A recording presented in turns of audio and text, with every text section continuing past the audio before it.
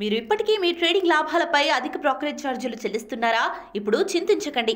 భారతదేశం యొక్క number 1 Ratan టాటాకి Upstox లో పెట్టుబడులున్నాయి. అప్స్టాక్స్ తో ఉచిత డీమాట్ ఖాతాను తెరవండి. అప్స్టాక్స్ ఛార్జీలను అన్ని విభాగాలలో కేవలం ₹20 బ్రోకరేజ్, అలాగే లైఫ్ టైం 0 AMC ఛార్జీలను అందిస్తుంది. డిస్క్రిప్షన్ బాక్స్ లో ఇవ్వబడిన లింక్ నుండి మీ ఖాతాను తెరిస్తే మీకు ₹1000 బ్రోకరేజ్ క్యాష్ బ్యాక్ తో పాటు 20,000 విలువైన ప్రీమియం రాకెట్ కాల్స్ ఉచితంగా పొందండి.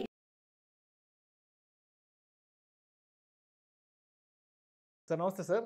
నమస్తే సత్యనారాయణ గారు, నన్ను చాలామంది బయట అడుగుతుంటారు, విష్ణు ఇంట్రాడే చేయడం బెటర్ అంటారా, లేదంటే ఇన్వెస్ట్మెంట్ చేయడం బెటరా, లాంగ్ టర్మ్ చేయడం బెటరా, లేదంటే షార్ట్ టర్మ్ చేయడం బెటరా, మ్యూచువల్ ఫండ్స్లో ఇన్వెస్ట్మెంట్ బెటరా, లేదంటే లార్జ్ క్యాప్స్ మంచిదా, మిడ్ క్యాప్స్ మంచిదా, స్మాల్ క్యాప్స్ మంచిదా అని రకరకాల సందేహాలు నన్ను అడుగుతుంటారు. సో వాటన్నిటికీ నేను చెప్పడం అనేది కరెక్ట్ కాదు. సో ఒక మార్కెట్ అనలిస్ట్గా మరి మీరు దీనికి ఎటువంటి వివరణ ఇస్తారు?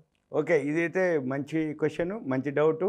ఇప్పుడు షేర్ మార్కెట్లో ఎవరైతే ఉన్నారో వాళ్ళందరికీ లోపల తెలుస్తుంటుంది ఏమని, ఇంట్రాడే వాళ్ళకి బాగా వస్తుందనో, లేకపోతే లాంగ్ టర్మ్ వాళ్ళకి బాగా వస్తాయనో.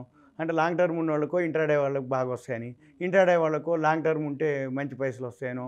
అయితే రెండు ఉంటుంది, దాని దగ్గర దానికి ఉంటుంది, దీని దగ్గర దీనికి ఉంటుంది. అది ఏమిటి ఎలా అంటే, ఉదాహరణకి సింపుల్గా ఏజ్ ఫ్యాక్ట్ ఒకటి, నాలెడ్జ్ ఒకటి, ఎడ్యుకేషన్ ఒకటి, వీళ్ళు చేసే హోంవర్క్ ఒకటి, ఈ చాలా అంటే పారామీటర్స్. ఉదాహరణకి ఇంట్రాడే చేసే వాళ్ళందరూ కూడా సబ్జెక్ట్ మీద గ్రిప్ ఉండాలి ఒకటి. అంటే ఎంతో కొంత ఆ షేర్ మార్కెట్ ఏదైతే ఫండమెంటల్స్ అనుకోండి, టెక్నికల్స్ అనుకోండి, ఎప్పటికప్పుడు ఏషియన్ మార్కెట్లని, యూరోపియన్ మార్కెట్లని, మన యుఎస్ మార్కెట్లు ఏం జరుగుతుంది ఎప్పటికప్పుడు అవేర్నెస్ ఉండాలి. అంటే ఏంది, పొలిటికల్ సిచ్యువేషను, లేకపోతే కంపెనీ యొక్క వాల్యూస్ కానీ ఇవన్నీ ఇంట్రాడే వాళ్ళకి ఏమవుతుందంటే టెక్నికల్స్గా ఫాస్ట్గా మూవ్ అవుతుంటుంది. ఉదాహరణకి ఇప్పుడు నిన్న క్రెడిట్ పాలసీ అనౌన్స్ చేశారు, అది తెలవాలి, ఇంట్రాడే వాళ్ళకి తెలుస్తుంది. అంటే ముందుగానే అడ్వాన్స్గా ఉంటారు. ఏంటిది, ముందు మార్కెట్ డౌన్ అయింది, క్రెడిట్ పాలసీ అనౌన్స్ పాజిటివ్ వచ్చింది, వడ్డీ రేట్లు ఏమి అంటే న్యూట్రల్గా ఉంచినాము, ఏమి లేదు అనగానే బ్యాంక్ షేర్లు సెన్సెక్స్ పెరగటం మొదలుపెట్టింది. అంటే ఇంట్రాడే చేసే వాళ్ళు ఎలర్ట్గా ఉండాలి. ఎందుకు, గ్యాప్ డౌన్ అయిపోయిందని సైలెంట్గా ఉంటే మరి మార్కెట్ పెరిగింది కదా, మళ్ళీ అది ఫాలో అవ్వాలి. అంటే మళ్ళీ మధ్యాహ్నం కాగానే నిన్న Friday, suppose Saturday Sunday closing ఉంటుంది, ఈ ఫ్రైడే రోజు ఏమవుతుంది, మళ్ళీ ఈవినింగ్ ఆఫ్టర్ 2:30 2:45కి ఫ్రైడే నైట్ అమెరికా మార్కెట్లు పెరుగుతాయా అనే దాని మీద మళ్ళీ ఇన్ఫర్మేషన్ తీసుకోవాలి. తీసుకొని దాన్ని బట్టి మన మార్కెట్లు క్లోజ్ అవుతాయి. మరి ఇవన్నీ చేయాలి అంటే ఒకటి హోంవర్క్ చేయాలి, సబ్జెక్ట్ మీద కొంచెం గ్రిప్ ఉండాలి. రెండోది ఏజ్ ఫ్యాక్ట్. ఏజ్ ఫ్యాక్ట్ అంటే ఏంది, ఇప్పుడు సీనియర్ సిటిజన్లు ఉన్నారు అనుకోండి, ఈ సీనియర్ సిటిజన్లు ఇప్పుడు మాన్యువల్ లేదు, సిస్టమ్స్ అంతా ఆన్లైన్ వచ్చింది. ఈ ఆన్లైన్ సిస్టమ్స్, నెట్లు, యాప్లు ఇవన్నీ సీనియర్ సిటిజన్లకి అంతగా అర్థం కావు, అంతగా తెలియదు. నేర్చుకోవటానికి కూడా వాళ్ళ మెమొరీ కానీ సహకరించదు. అందుకని వాళ్ళు ఎంతసేపటికి ఏం చేయాలి, ఎవరైతే సీనియర్ సిటిజన్స్ ఉన్నారో వాళ్ళ ఇన్వెస్ట్మెంట్ ఏవైతే ఉన్నాయో సేఫ్టీ ఇన్వెస్ట్మెంట్ చూసుకోవాలి. సేఫ్టీ ఇన్వెస్ట్మెంట్ అంటే ఏంటిది, రిస్క్ లేకుండా. దీంట్లో 2 రకాలు ఉన్నాయి. పెరగబోయే కంపెనీలను గుర్తుపట్టి ఇన్వెస్ట్ చేయడం ఒక పద్ధతి, పెరిగిన కంపెనీలు స్టాండర్డ్గా నాకు ఇన్కమ్ ఇస్తుందా అనేది ఒక సెక్టార్. జనరల్గా సీనియర్ సిటిజన్లు అందరికీ రికమెండ్ చేసేది ఏంటిదంటే, బ్రాండ్లు ఉంటాయి. అంటే ఇప్పుడు సపోజ్ ఐటీసీ అనుకోండి, నెస్లే అనుకోండి, హిందుస్థాన్ యూనిలివరు, టీసీఎస్, కొన్ని ఏవైతే సెక్టార్లు కొన్ని ఏవైతే ఉన్నాయో అవి సేఫ్ ఇన్వెస్ట్మెంటు. అంటే ఏంది, మార్కెట్ పెరిగినా తగ్గినా అవి పెద్దగా మూమెంట్ ఉండవు. అట్లని 100%, 200%, 300% ఇవ్వవు. సింపుల్గా బ్యాంక్ వడ్డీ కంటే పోస్ట్ ఆఫీస్ కంటే ఎక్కువ రిటర్న్స్ వస్తాయి, ఎంతో కొంత గ్రోత్ ఉంటుంది. ప్రయాణం వచ్చేటప్పటికి ₹2 ₹3 అంటే ₹2 2.5 అంటే 24-30% ఇంట్రెస్ట్ వర్కౌట్ అయ్యేటట్టుగానే ఉంటాయి. వాళ్ళు అదే చూస్తారు. ఎవరు, సీనియర్ సిటిజన్లు జీవితకాలం అంతా కష్టపడి ఉంటారు కాబట్టి వాళ్ళు. అయితే యూత్ ఉంటుంది, ఇప్పుడే కొత్త యంగ్ జనరేషన్ ఉంటుంది, వాళ్ళకి ఎంతసేపటికి వెయిట్ చేసేటట్టు ఉండదు. నెలలు మాకు వద్దంటారు, ఇప్పుడు కొనాలి, కాసేపటికి అమ్మేయాలి. వాళ్ళకి ఇంట్రాడే వర్తిస్తుంది. ఇంట్రాడే అంటే ఉదయం మధ్యాహ్నం సాయంత్రం లోపలనే క్లోజ్ అవటం, మళ్ళీ ఇంట్రాడేలోనే ఎంటర్ ఎగ్జిట్ ఫాస్ట్గా, అంటే with in minutes, with in అంటే టైం షార్ట్ పీరియడ్లోనే వీళ్ళు ఎంటర్ అవ్వాలి, ఎగ్జిట్ అవ్వాలి అనుకుంటారు. అయితే ఈ ఎంటర్ ఎగ్జిట్ అవ్వడానికి ఇప్పుడు చాలా సోర్స్ ఉన్నాయి. అంటే టెక్నికల్ గ్రాఫ్లు అనుకోండి, సాఫ్ట్వేర్లు అనుకోండి, ప్రోగ్రాము రాసేవాళ్ళు అనుకోండి, ఆల్రెడీ రెడీమేడ్ ఇప్పుడు ఆల్గోలు, సెమీ ఆల్గోలు ఏవైతే ఉన్నాయో అవన్నీ కూడా చాలా చాలా అడ్వాన్స్ వచ్చినాయి. అయితే మళ్ళీ వీటిల్లో కూడా ఇంట్రాడే చేసేవాళ్ళు ఆల్రెడీ ఉంటుంది. F&Oలో ఏవైతే వెయిటేజ్ ఉంటుంది మనకి, NSE నిఫ్టీ 50 ఉంది, BSE సెన్సెక్స్ 30 ఉన్నాయి, దాంట్లో వెయిటేజ్ ఉంటుంది. వెయిటేజ్ ఏదైతే ఉందో అంటే వెయిటేజ్ అంటే ఏంటిది, ఆ షేర్లు పెరిగితే నిఫ్టీ పెరుగుతుంది, ఆ షేర్లు పెరిగితే సెన్సెక్స్ పెరుగుతుంది. బ్యాంక్ నిఫ్టీలో ఏవైతే వెయిటేజ్ ఉన్న షేర్లు అంటే ఎక్కువ వెయిటేజ్ ఉన్న బ్యాంక్ షేర్లు పెరిగితే బ్యాంక్ నిఫ్టీ పెరుగుతుంది. అది ఇంట్రాడే చేసే వాళ్ళందరికీ ఉపయోగపడుతుంది. అంటే ఇంట్రాడే చేసే వాళ్ళు ఏం చేయాలి, ఏవైతే వెయిటేజ్ ఎక్కువ ఉన్నాయో వాళ్ళు ఆ స్క్రిప్ట్స్ సెలెక్ట్ చేసుకొని వాటిల్లోనే ఇంట్రాడే చేయాలి. అంతే తప్ప మూమెంట్ లేనివి, లిక్విడిటీ లేనివి, వాల్యూమ్ లేనిది, ఎప్పుడో పెరుగుతుంది అనేది వాళ్ళు ఇంట్రాడే చేయరు. ఇంట్రాడే అంటే సింపుల్గా వెయిటేజ్ ఎక్కువ ఉన్నటువంటివి, టాప్ గెయినర్స్ టాప్ లూజర్స్లోనే వాల్యూమ్ ఎక్కువ ఉండేటటువంటివి. ఉదాహరణకి ఇప్పుడు రిలయన్స్ ఉంది, ICICI bank, HDFC bank, TCS, Infosys, మన L&T కొన్ని ఉంటాయి. వాల్యూమ్ ఇక విపరీతంగా అనమాట. అంటే ఏంది, భారతీయ ఎయిర్టెల్ మార్కెట్ ఇలా పెరుగుతుంది అనగానే అవి కూడా బాగానే పెరగటం మొదలు పెడతాయి, ఇట్లా పడుతుంది అనగానే అవే పడటం మొదలు పెడతాయి. అంటే ఇట్లా మూమెంట్ ఉంటుంది. అవన్నీ ఇంట్రాడే చేసేవాళ్ళు. ఇక ఇన్వెస్ట్మెంట్ అనేటప్పటికీ ఏంటిదంటే ఫండమెంటల్స్ చూసుకోవాలి, మళ్ళీ గ్రాఫులు చూసుకోవాలి.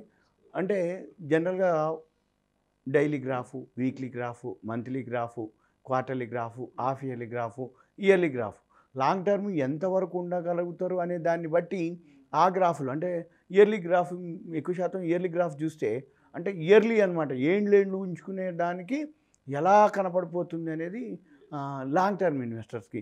జనరల్గా ఏంటంటే ఏజ్ ఒకటి, ఎడ్యుకేషన్ ఒకటి, దీంతోపాటు నాలెడ్జ్ గెయిన్ చేయాలి.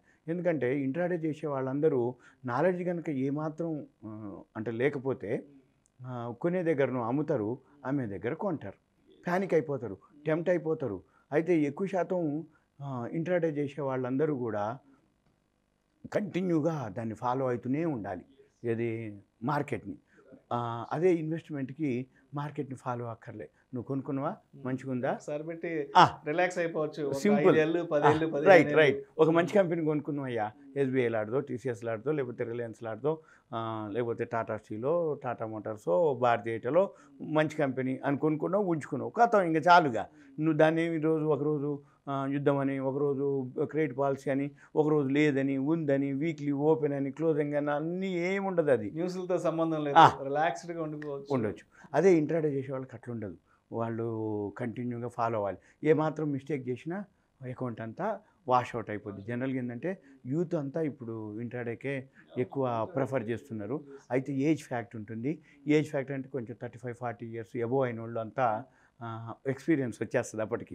ఏది ఇవన్నీ మీకు ఇంకా అంటే ఎగ్జాంపుల్ ఏంటిదంటే ఇప్పుడు సపోజ్ 25 ఇయర్స్ 22 ఇయర్స్ ఇప్పుడే ఎడ్యుకేషన్ అయిపోయింది, ఒక జాబ్ వచ్చింది, మంచి ప్యాకేజ్ వచ్చింది, ఆయన ఒక వెహికల్ కొన్నాడు, కారో లేకపోతే 2 వీలరో కొనేసిండు.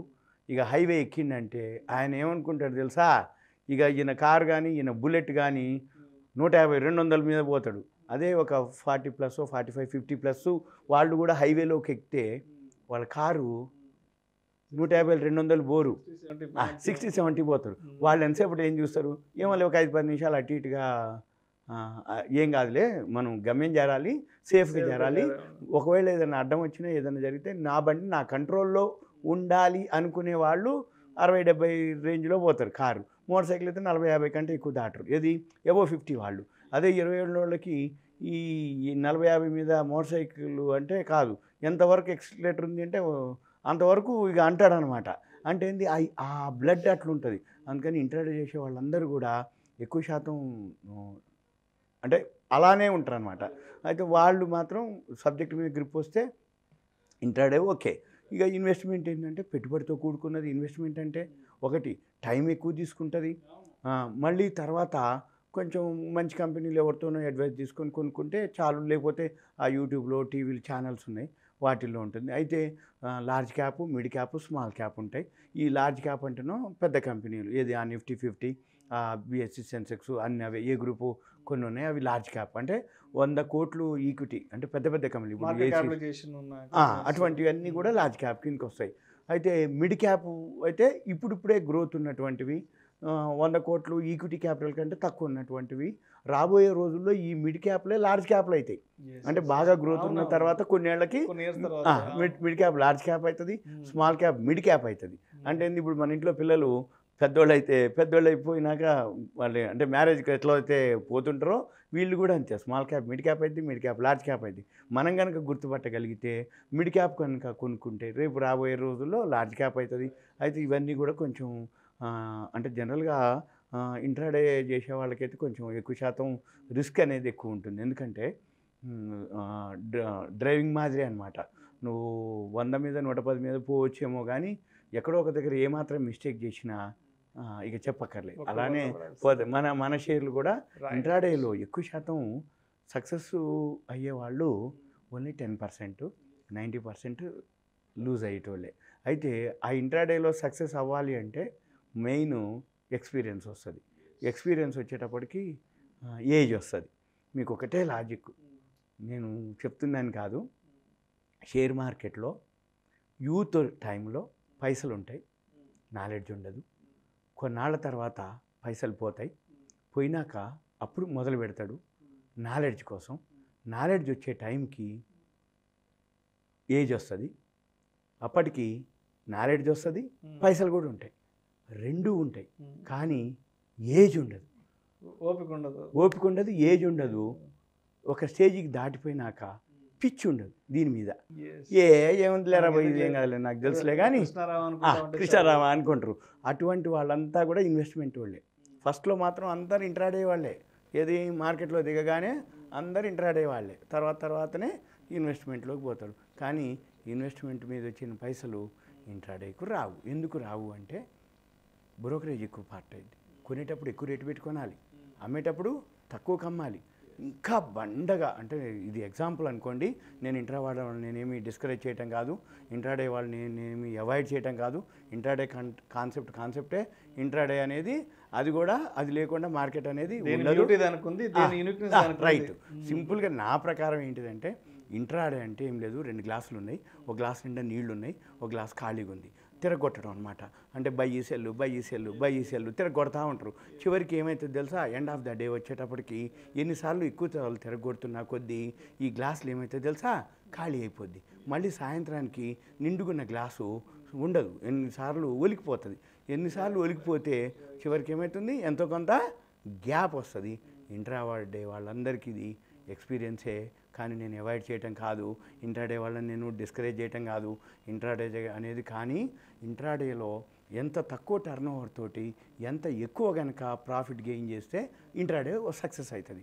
అంతే తప్ప ఎక్కువ సార్లు మనము తిరగొట్టడం వల్ల ఏదైతే జరుగుద్దో సేమ్ ఇంట్రాడేలో మాటికి బయ్యి సెల్లు చేస్తుంటే చివరికైతే అకౌంట్ వాష్అవుట్ అయింది. ఇంట్రాడే చేయొచ్చు కానీ ఎక్కువ ట్రేడ్లు చేయొద్దు. చేసిండు 1-2 ట్రేడ్లు మంచి రిటర్న్ తీసుకోవాలి, ఎగ్జిట్ అవ్వాలి. అది ఇంట్రాడే కంటెంట్, ఇంట్రాడే కాన్సెప్ట్.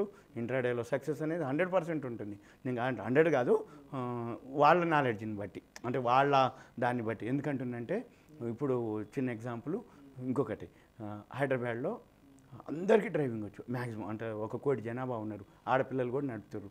కార్లకి ఇప్పుడు గేర్లు, ఆటో గేర్లు వచ్చేసినాయి.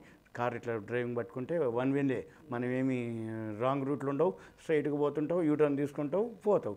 అయితే ఇదే డ్రైవింగ్ చేసే వాళ్ళని తిరుపతి పోదాం, షిరిడి పోదాం, మనం శ్రీశైలం పోదామంటే నేను రాను, నాకు వచ్చు కానీ డ్రైవింగ్ నేను నడపలేను అంటారు. అదే ట్రావెల్స్ వాడికి కాల్ చేయండి, మీ ఇష్టం అండి, పోదాం, ఇప్పుడు బయలుదేరదామా, తిరుపతి పోదామా, శ్రీశైలం పోదామా, కాణిపాకం పోదామా, షిరిడి పోదామా అంటాడు ఏమంటే. అదే అంబులెన్స్ డ్రైవర్ ఉంటాడు, వాడు అసలు సెకండ్ల మీద ఉంటాడు. వాడి గమ్యం ఏంటిది, కాల్ చేసినా తీసుకెళ్ళాలి, హాస్పిటల్కి పోవాలి. అది రోడ్డు ఉందా లేదా, ట్రాఫిక్ ఉందా లేదా అనేది ఉండదు. అది నేను డ్రైవర్ అంట. అంటే వాడు ప్రొఫెషనల్ డ్రైవర్. ఎవరు, అంబులెన్స్ డ్రైవర్. నేను డ్రైవరే, ట్రావెల్స్ వాడు డ్రైవరే, అంబులెన్స్ వాడు డ్రైవరే. అందరు డ్రైవర్లు అంటే కాదు. ఇంట్రాడే చేయాలి అంటే అంబులెన్స్ డ్రైవర్ అయి ఉండాలి షేర్ మార్కెట్లో. అప్పుడు వాడు ఇంట్రాడే సక్సెస్ అవుతాడు.